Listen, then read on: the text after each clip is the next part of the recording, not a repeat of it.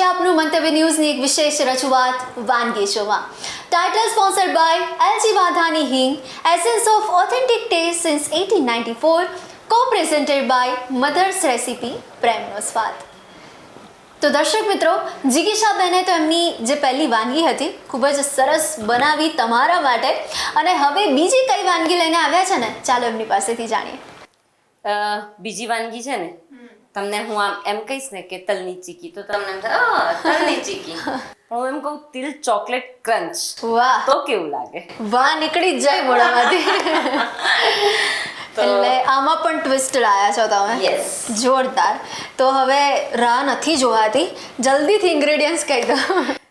ઘી છે, ગોળ છે, તલ અને મિલ્ક અને ડાર્ક ચોકલેટ, ઓકે, બેનું મિક્સર છે. જોરદાર છે. યસ, કરીએ શરૂઆત તો. યસ, જો સૌથી પહેલા છે ને આપણે લગભગ 2 ટીસ્પૂન 1.5 ટીસ્પૂન જેટલું આપણે ઘી લઈશું. ઓકે,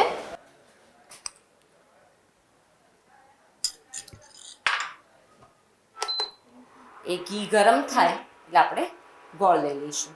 ઓકે, આમાં પણ મેં કહ્યું એમ માપમાં બહુ જ પ્રિસાઇઝ રહેવાનું છે. તમે મેઝરિંગ કપ હાફ કપ તલ લીધા છે, સામે હાફ કપ ગોળ લીધો છે, બરાબર? યસ, તમે તમારા ઘરની વાડકી ફિક્સ કરી લેવાની, તો એને એ રીતે જ લેવાનું. અચ્છા, તમારા ઘરે ગોળ પણ ઓછું ખવાય છે તો તમે ગોળનું પ્રમાણ ઓછું કરી ઓકે. શકો છો. તો હવે જિગીશાબેન, એ પણ મને અહીંયા સવાલ થાય કે આપણે આ ગોળ લીધો છે, પણ એની જગ્યાએ કેમિકલ વગરનો ગોળ લઈ શકાય? લઈ શકાય, ચોક્કસથી લઈ શકાય. આ અડધો મેઝરિંગ કપ ગોળ છે, એને આપણે એડ કરી દઈશું.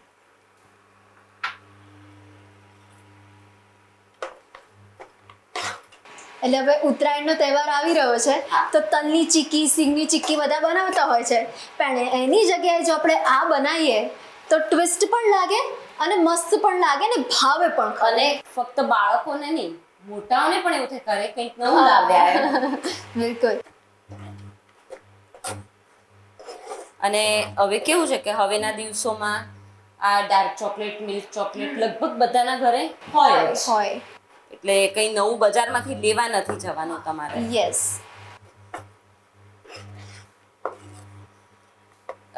તલ છે ને આપણે ઓલવેઝ શિયાળામાં કેમ વધારે ખાતા હોઈએ, કંઈ આઈડિયા છે તમને? આપણે એનાથી હેલ્ધી પણ રહી શકીએ છીએ, અને ના. તલની તાસીર જે છે ને એ ગરમ છે, એટલે મૂળભૂત એ તલ ગરમ છે. ઓકે, એટલે તમને શિયાળામાં એનું સેવન કરો તો ગરમી મળી રહે, બરાબર? એ ઉપરાંત એમાં કેલ્શિયમ ખૂબ સારા પ્રમાણમાં હોય છે, તો આપણા હાડકાં, દાંત એના માટે સારું રહે છે. અત્યાર સુધી આપણને એમ થાય તલ અચ્છા ઠીક છે ને, પણ એકચ્યુઅલ તમે જાણો એના ફાયદા તો તમને ખબર પડે. આમાં ગોળ છે ને ઓલવેઝ સમારીને લેવાનો, જેથી કરીને તમારો સમય અને ગેસ બેઉ બચે.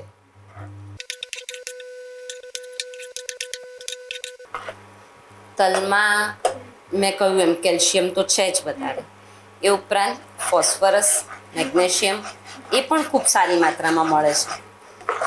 નાનપણમાં ઘણા બાળકોને છે ને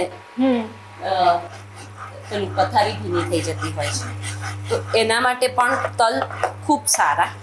જો તમે એને કોઈ પણ રીતે તલ ખવડાવો ને તો એ પર તમે કંટ્રોલ લાવી શકો છો. એ ઉપરાંત આમાં ફાઈબર્સ ખૂબ હોય છે, એટલે જેને કબજિયાત રહેતી હોય એના માટે પણ આ ખૂબ સારા છે.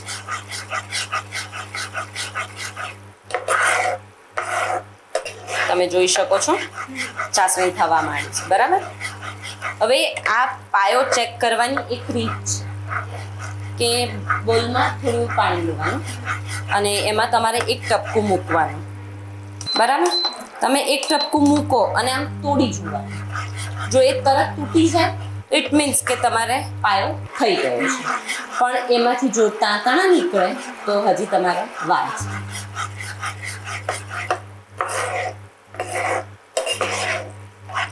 એટલે આ બધી ટેકનિક જો ખબર હોય તો આપણે કોઈ પણ ભૂલ વગર એ વાનગી પરફેક્ટ બની શકે આપણી. વાનગીમાં કોઈ કચાશ ના રહે. ના રહેવી જોઈએ, બસ.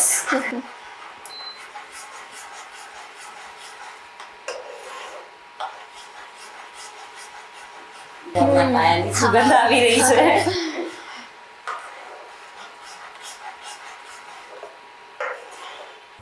ઉત્તરાયણના દિવસો જ્યારે નજીક હોય ને ત્યારે તો દરેક ઘરમાંથી આવી સુગંધ આવતી હોય છે. તો તમારા ઘરમાં ઉત્તરાયણ વખતે તમારા હાથનું બધાને શું ભાવે, સ્પેશિયલ શું? આવું ચટપટું જ વધારે ભાવે. ઊંધિયું તો બધાએ બહુ ખાધું, હવે આવું ચટપટું હોય ને એટલે એવું બહુ જ ભાવે. અને મેં કહ્યું એમ હાઈ ટી ટાઈમે તમે લઈને જાઓ 2 મિનિટમાં તો પ્લેટ ખતમ. આ પાયો થઈ ગયો છે. હવે આપણે એમાં તલ ઉમેરીશું.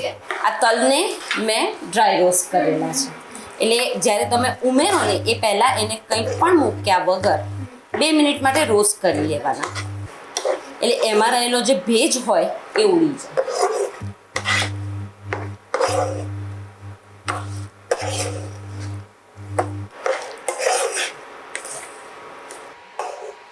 તો આપણે જે આજે તલનું બનાવી રહ્યા છે, પણ એની જગ્યાએ કોઈને સિંગ વધારે ભાવતી હોય તો આપણે સિંગનું પણ કરી શકીએ. બની શકે ને, શીંગ ચોકલેટની ચીકી પણ બને છે. શું વાત છે!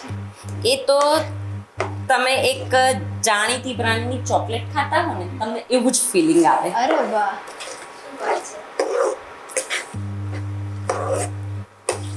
તમે જોઈ શકો છો તલ બરાબર મિક્સ થઈ ગયા છે. હવે આપણે એને ગ્રીસ કરેલી પ્લેટ ઓકે એના પર લઈ લઈશું. એ ગ્રીસ એટલા માટે કરવાની કે જેથી કરીને જ્યારે આપણે ઉખાડીએ ને ત્યારે ફટાફટ ઉખડી આવે, નીચે ચોંટી ના જાય. એવી જ રીતે આપણે વેલણને પણ ગ્રીસ કરી દઈશું એટલે ફટાફટ વણાઈ જાય. એટલે ટાઈમ પણ બચે ને વ્યવસ્થિત પણ થાય. એકદમ પરફેક્ટ થાય. બરાબર છે. બિલકુલ. હવે આપણે લઈ લઈશું. યસ.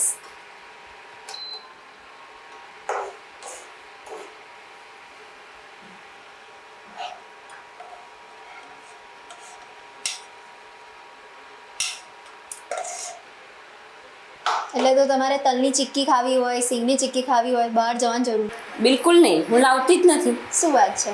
છેલ્લા કેટલાય વર્ષોથી મારા ઘરમાં બહારની એક પણ ચીક્કી નથી આવી. વાહ! આ ઉપરાંત હું અળસીની ચીક્કી પણ બનાવું છું. અરે વાહ!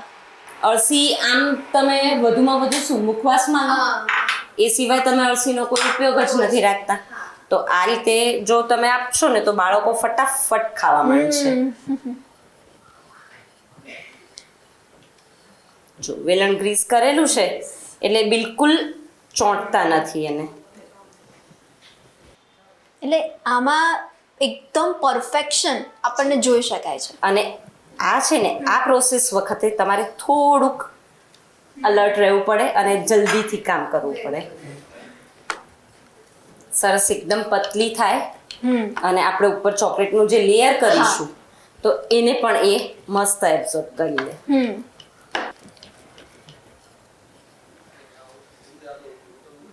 તૈયાર છે. બરાબર. હવે આમાં આપણે માર્ક કરી લઈએ.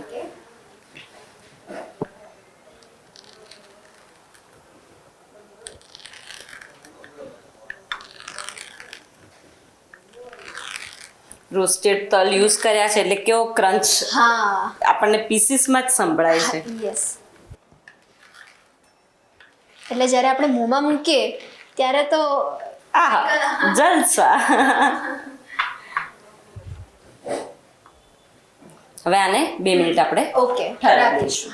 તો હવે જિગીશાબેન ઠરી તો ગઈ છે અને દર્શક મિત્રો આપણે જોઈ શકીએ છીએ આની ઉપર ચોકલેટનું લેયર આવી ગયું છે. હવે આ જાદુ કેમનું થયું છે એમને જ પૂછીએ. જો આપણે ઠરી ગઈ સરસ એકદમ.